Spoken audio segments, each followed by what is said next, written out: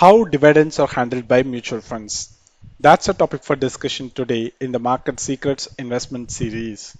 Before we head into this session, I have one request for you. In addition to the investment series, we are running multiple other learning series in parallel on price action trading, algo trading, and trading strategies. Also, we are providing multiple data feeds for option traders. So if you are interested in any of it, check out our website www.marketsecrets.in. And with that note, let's jump into today's session on how dividends are handled by mutual funds. Equity mutual funds primarily invest in stocks of various companies. So from time to time, equity mutual funds can receive dividends from one or more of the companies it has invested in. The dividends received by the mutual funds do benefit the investors even though the money is not directly transferred to the investor's bank account. Let's see how. Once the dividend money is received by the mutual fund, it is held as a cash or in a highly liquid, low-risk debt instrument, sometimes called cash equivalents.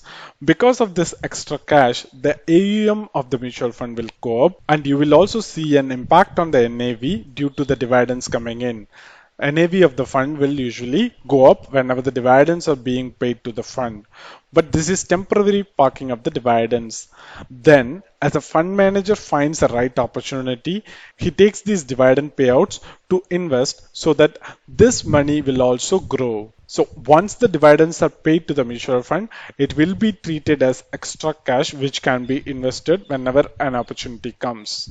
This process of how dividends get used is followed even if you have a dividend plan of a mutual fund. This can be quite confusing for most investors. However, when it comes to the dividend plan of the mutual fund, the dividend plan payout is not the dividend received from a company, but a part of return generated by the fund. Dividends from a company can be part of those generated returns, but they are generally not the only component of what is paid out. So in simple terms, if you opt for the dividend option of any mutual fund, the dividend that you get from the mutual fund is not the dividend that is provided by the company to the mutual fund. As simple as that. So coming back to the question on what happens when a company pays a dividend to the mutual fund, when a company announces dividend, the dividend paid by the company in the portfolio of the mutual fund scheme gets immediately reflected in the NAV. This will increase the NAV of the fund, but it is not necessary that a mutual fund would pay you a dividend when it gets a dividend from some company in its portfolio.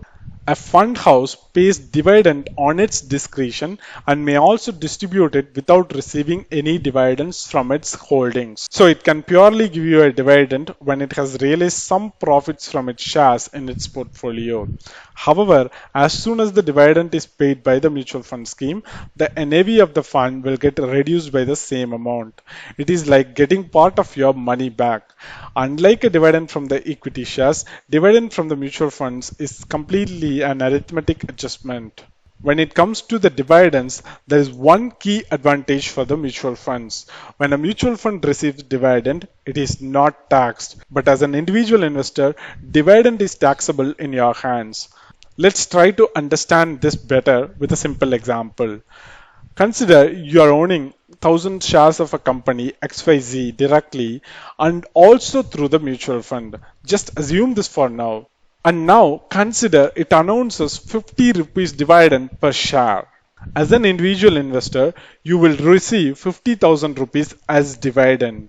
But since this is taxable in your hands and assuming you are in the 30% tax bracket, you will get only 35,000 rupees out of this 50,000 rupees in your hand.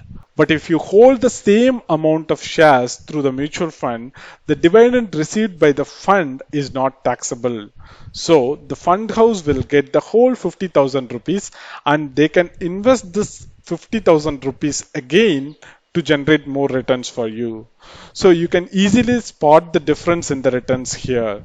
This 15,000 rupees amount may seem low, but it will happen again and again over the years, which will result in very significant difference over the years. So by owning the stocks directly, you're losing out huge amount of money in the form of unnecessary taxes. So unless you are really a good investor who can beat the market easily, holding stocks directly reduces your returns, especially if it is a dividend paying stock. And with that, We have come to end of today's episode. If you have any queries, comments or feedback about this particular episode, please leave it down in the comment section. We'll be happy to answer it. Also hit the like button if you have liked this video and share it with your friends if you find it useful. Also subscribe to our YouTube channel and click the bell icon to get notified whenever we upload a new video or conduct a live session. Thanks for watching. Have a great day. Goodbye.